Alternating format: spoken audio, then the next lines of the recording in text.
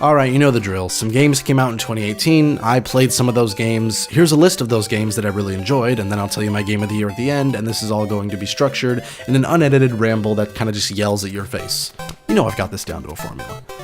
This is one of those years where I felt like I was a little out of the loop when it came to some of the popular titles that everyone was talking about. Like, I knew about them, I've seen how they play, and I'd probably like them if I played them, but for some reason or another, I just didn't get around to them. Either because I didn't feel like splurging for full price on games that I wasn't totally sold on, or because there were some type of multiplayer experience that I felt like I'd get the most out of playing with my friends, and maybe I couldn't convince my friends to buy it.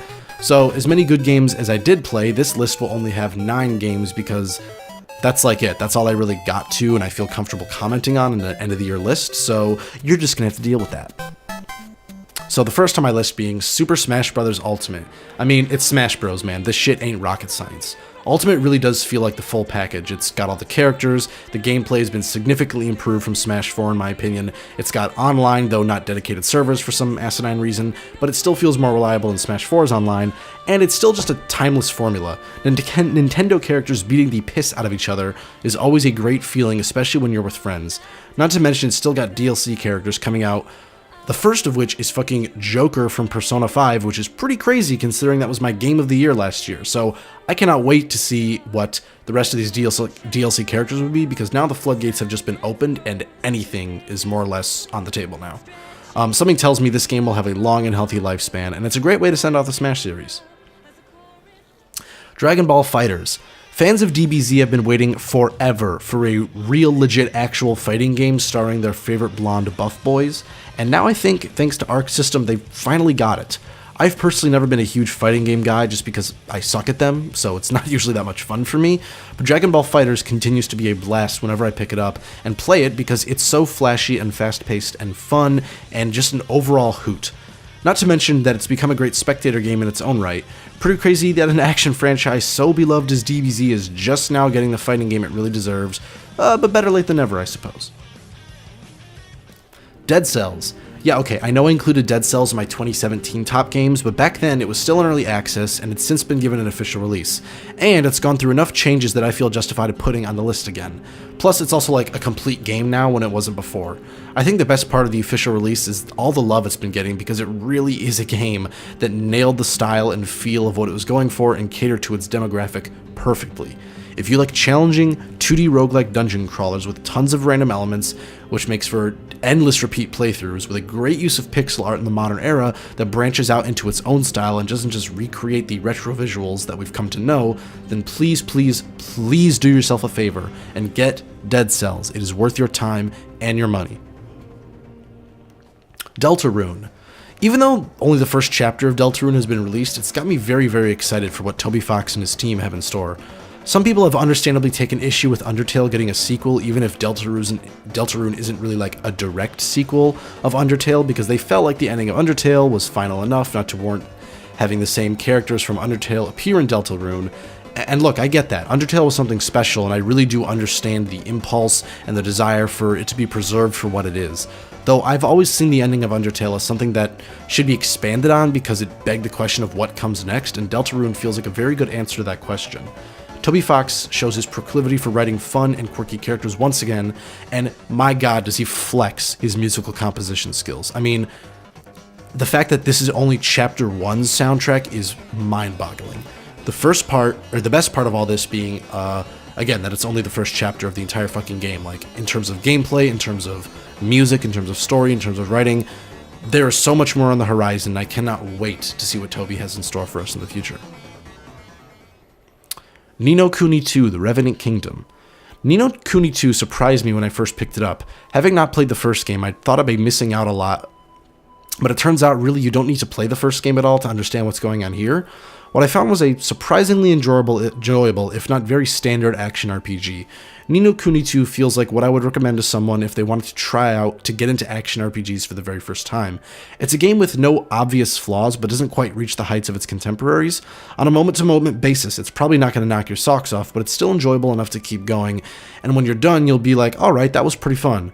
That is, until you get to the other half of the game. Ni no Kuni 2 can essentially be split into two parts, the action RPG and the kingdom building. I don't know what it was, but something about expanding my kingdom and doing all the side quests to recruit the citizens for said kingdom was so addictive.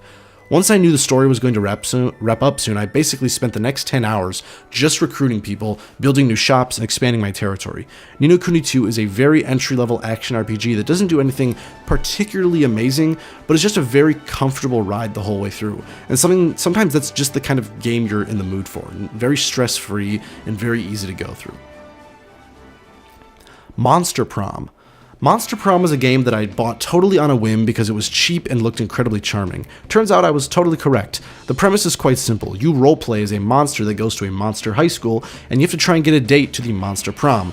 I really fell in love with this game because the writing was clever and funny, and the designs of the monsters were all totally top-notch. Like, honestly, they're so great, and you can play with your friends and earn a ton of different endings. More than once, I was surprised to see how the writing throws you for a loop and does a lot of clever tricks to make you think you're on the correct path to earning the date, but really makes you stop and think for a second about the character that you're actually trying to woo.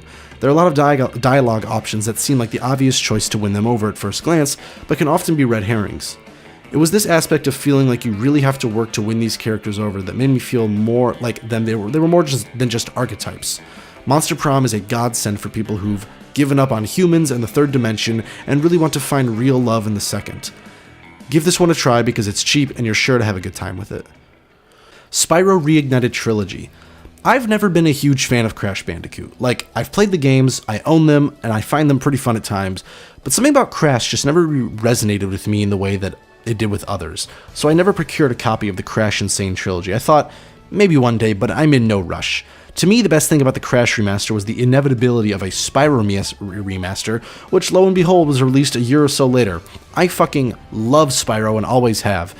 Man, I even played a few of those awful reboots that came after Insomniac sold the rights to Spyro because I was such a fan.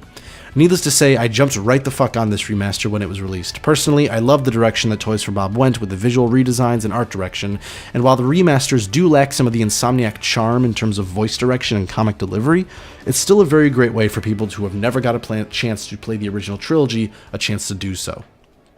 Crosscode. Crosscode was a total surprise for me this year when I bought it on a whim while browsing Steam. What I discovered was an excellently realized top-down action RPG that was clearly a labor of love. With development beginning in 2012, this game has been a long time coming and hasn't gotten nearly the press I would like to see for an indie game with this much polish. I don't want to spoil anything about the game here because it's still probably got an air of mystery about it since I've barely seen anyone cover it, which is good for anyone who wants to play it and not get spoiled. Go try out Crosscode and support indie devs who make passion projects such as this.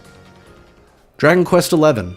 I love Dragon Quest, man. Dragon Quest is the JRPG equivalent of going back home where you grew up and having some of your mom's famous home cooking. It's comfortable, familiar, but it still has so much flavor and room to surprise you. When this game was announced, I fucking knew it was going to absorb my life for the next month and a half, and I totally did. Dragon Quest made its transition to the 8th generation of consoles and its debut on PC, which is actually pretty wild, so seamlessly and gracefully, and shows that this kind of game is still what people want and will always have a place in our hearts. So many of us grew up on Dragon Quest, it's great to see that it's aged gracefully. And my game of the year, drumroll please, Marvel Spider-Man. I can't remember the last time I was so hyped for a superhero game before Spider-Man. For those unaware, Spider-Man is my favorite superhero, hands down. I've seen all the movies, I've played a lot of the games for better or worse, and I've read as many of the comics as I can get my hands on. And since I was a child, I've wanted what I consider to be the definitive Spider-Man game, because I always felt like there was so much potential and so many directions you could go in with a character like Spider-Man. Spider-Man 2 was my first taste. Spider-Man Web of Shadows tried and missed the mark, but we were getting somewhere. But when Marvel's Spider-Man was announced at E3 with Insomniac Games at the helm no less, I knew that even if the game wasn't perfect, which it is not, there could be a level of quality that I could expect from a developer like Insomniac. Swinging around is an absolute joy. The combat, while not the most complex, still requires you to pay attention to enemy types and adjust your strategy accordingly while making choices between offense and defense. Manhattan looks fucking amazing and it feels great to explore with plenty of side missions to do and collectibles to find, costumes to earn, and a whole lot more. Marvel Spider-Man, in my opinion, sets the new standard for what superhero games should be going for, and could be the precursor to one of the best superhero games ever made. That is, if Insomniac follows up this game with another one, which it looks like they're going to do. Like, Seriously, if Insomniac really takes in all the feedback and fixes the issues from this game and applies those fixes to the inevitable sequel, then we could be looking at something truly special. One can only hope. And that does it for me. I hope you all had a good 8-tween and that your 2018 8-tween and that your 2019 is even better. You'll hear from me again hopefully pretty soon. Peace.